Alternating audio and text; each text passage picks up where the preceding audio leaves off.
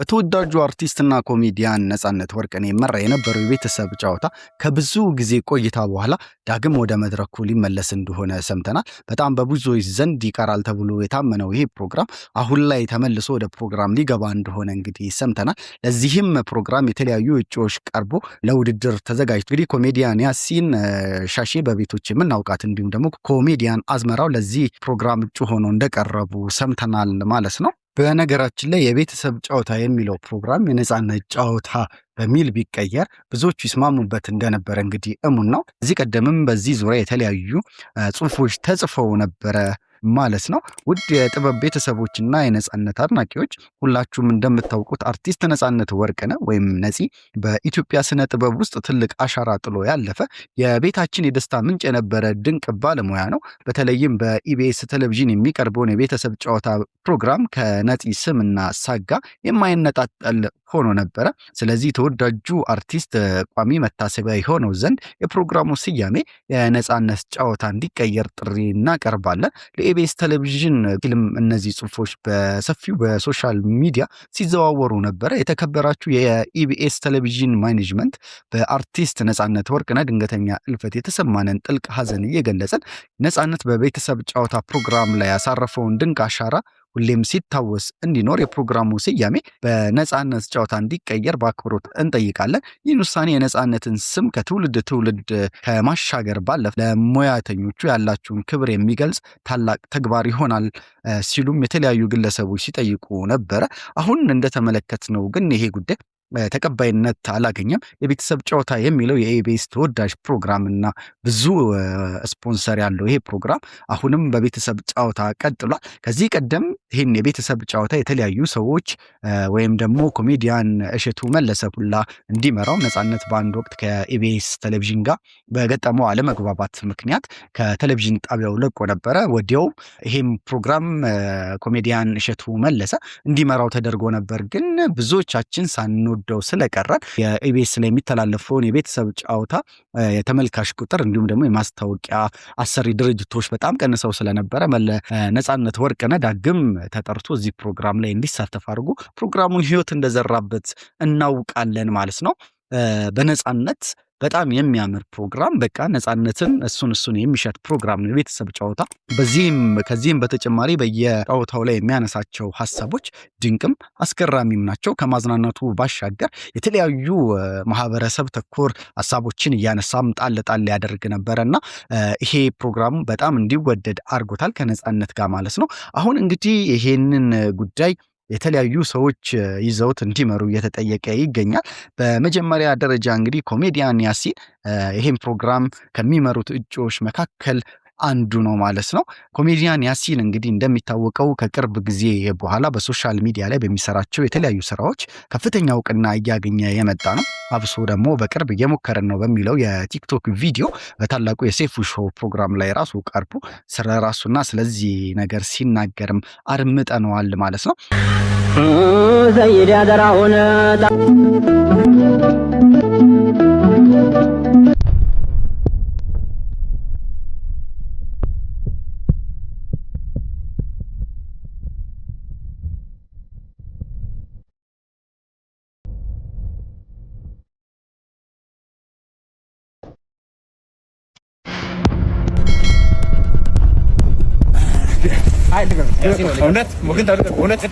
አንተ ጾመኛ አይደለ እንዴ? አንተ እኮ እየጾምክ ነው። እሺ አይ ግማሽ እንያዛላ። ግማሽ እሺ። ጌታ ይባርካችሁ።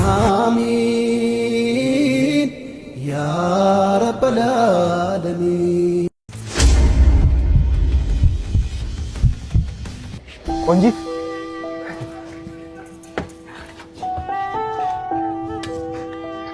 ሰምቻለሁ እንዳገባሽ። ጎጆሽ እንዴት ቀና! ልጆችሽ አደጉ፣ ባል ትዳር ጤና። ያዝማ ረዳት ሂሳብ ከኔ ቁረጥ። ለከፈለላት ነው ልብና ጆሮዋን ባንድ ቀን መሰጥ። ያዝ በሞት ያዝ ጠንካ ተቀበል በሞትኩት አይደል ለፌርማታ ለሽንገላ ፍቅር ስከፍል ነው የኖርኩት። መውደዴን ስከፍል እምነቴን ስከፍል መክፈሌን የጣ ለዚች ከፍላለሁ ያቺ እስክትመጣ። ተስማምቶሻል በጣም የኔን እንኳን ተይው ማፈቅራትን እንጂ ምግባባት አላጣ። ባልሽ ይወድሻል? አንቺስ ቆይ ወደድሽው? ለሱ ክፍት ሆነለት በኔ ይቆለፍሽው። እኔን እንኳን ተይው ለማዬ ብዬ ባንቺ ስም ያለ ሴት አገባው በቀደም ከሷ ወለድኩ እንጂ የፍቅር ፊርማዬ አንቺ አልተቀደለም። ያማል ግን በጣም የፍቅር ክፋቱ ለይሉኝታ ብሎ ለውለታ ብሎ በፍጹም አይመጣም። ማን ረዳት? ልጅት ቤቷ ነው። እዚህ ጋር ወርዳት። ወራጅ አለ። ውረጂ ብባባም ከልብ ያፈቀረ ቢሸኝ ነው እንጂ አንድ ቤት አይገባም። ውረጂ አንድ ላይ አንድም ከትዳሬ አንድም ከልቤ ላይ ደህና ሰንብች። ይሄ ወጣት ኮሜዲያን እንግዲህ የነጻነት ወርቅነህን ቦታ ይተካል ተብሎ እየተጠበቀ ይገኛል። አብዛኞቹም ከሁለቱ ሌሎች ተፎካካሪዎች ይልቅ ያሲን ለዚህ ፕሮግራም ይመጥናል ወይም ደግሞ ለዚህ ሾ የሚመጥን ትክክለኛው ሰው ነው እያሉ እየተናገሩ ይገኛሉ ማለት ነው። እሱም በአቀረበው የሙከራ ቀረጻ ላይ እንግዲህ እኔ ይሄን ቦታ ነጻነት ወርቅነህ ከኔ በተሻለ ወይም ደግሞ በጣም በጥሩ ሁኔታ የሚመራው ፕሮግራም ነው፣ እኔ እዚህ በመታጨቴ በጣም አመሰግናለሁ እያለም ሲናገር እንግዲህ ሰምተናል ማለት ነው። ቋሚ የሆኑትን ሰዎች ለመለየት ምርጫም እየተካሄደ ይገኛል። የመጀመሪያው እንግዲህ ማክሰኞ ዕለት የያሲን ፕሮግራም እንደሚተላለፍ ከኢቢኤስ ባገኘነው መረጃ እንግዲህ ተረጋግጧል።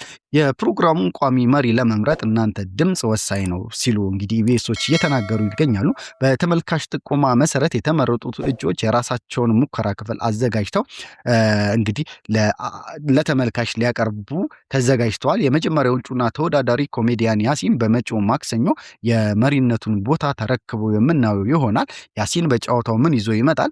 ቤተሰቦችንስ እንዴት ያዝናናል? ሁሉንም እንግዲህ መድረኩ ላይ አብረን የምንመለከት ይሆናል። እንግዲህ እጩዎቹ እነማን መስሏችሁ? ኮሜዲያን ያሲን፣ አርቲስት ንጹህ ኃይሌ ወይም ደግሞ ሻሼ፣ ኮሜዲያን አዝመራው እንግዲህ በእጩነት የቀረቡ ናቸው። ኮሜዲያን ያሲን ቅድም እንደገለጽኩላችሁ በተለያዩ በቲክቶክ በሚሰራቸው ቪዲዮዎች በጣም ታዋቂ ነው፣ ተወዳጅም ኮሜዲያን ነው። ከኮሜዲው ባለፈ የሚያነሳቸው ማህበራዊ ኢሹዎች በጣም በብዙ ሰዎች ዘንድ በጣም ተወዳጅ ነው። ሌላኛው ደግሞ ወይም በዚህ ውድድር ይሳተፋል ይወዳደራል ተብሎ የራሱን ፕሮግራም ያዘጋጀው ደግሞ ኮሜዲያን አዝመራው ነው። አዝመራውንም እንግዲህ እንደምናውቀው ከቅርብ ጊዜ በኋላ በተለያዩ የቴሌቪዥን ስቴሽኖች እየተመለከት ነው የመጣው ወጣት ኮሜዲያን ነው።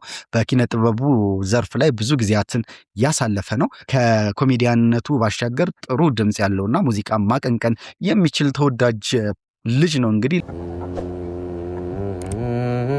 አንተ ፈረሰኛ እኔም ፈረሰኛ ከቶ እንዴት ልተኛ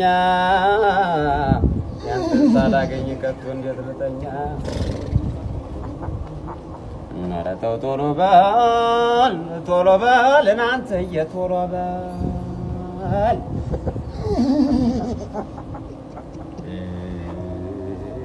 እኔ አንተን ለማግኘት አልኩኝ ቆላ ደጋ ደከመኝ እኔ አንተን ፍለጋ። ሌላው ደግሞ አርቲስት ንጹህ ኃይሌ ናት ወይም ደግሞ ሻሼ በቤቶች ተከታታይ የኮሜዲ ስራ ወይም ደግሞ ሰራተኛ ሆና በአገረኛ ለዛ የምትሰራ ተወዳጅ አርቲስት ናት። እንግዲህ እሷም በዚህ ውድድር ላይ የራሷን ብቃት ታሳያለች ተብሎ ይገመታል። እሱ እንኳን ስንት ኮረዳ ነበር የሚያይጠፋ እንጂ አይመጣፋ እንጂ። አንቺማ እኮ ሻሼ አረጀሽ፣ አፈጀሽ፣ ተንገላጀሽ።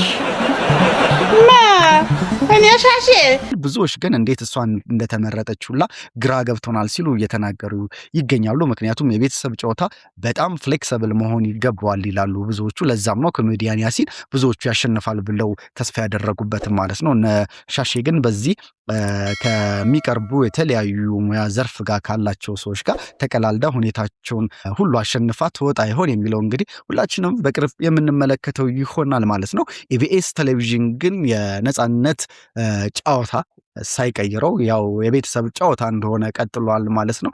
ለነጻነት ቤተሰቦች እንግዲህ መጽናናትን እንመኛለን። በቅርቡም በነጻነት ሞት ዙሪያ ወንድሙና እህቱ በአንድ ሚዲያ ላይ ቀርቦ የተለያዩ ሀሳቦችን ሰጥተው ሰሞኑን መነጋገሪያ ነበረ። የሚስቱና የጓደኛው መልስ እየተጠበቀ ነበር። እስካሁንም ግን ምንም የመጣ ነገር የለም ወይም ደግሞ የሰማነው መልስ የለም። በቅርቡ ይህን ጉዳይ ከሰማ መልሰን ወደ እናንተ የምናደርስ ይሆናል ማለት ነው። ቸር ያሰማን።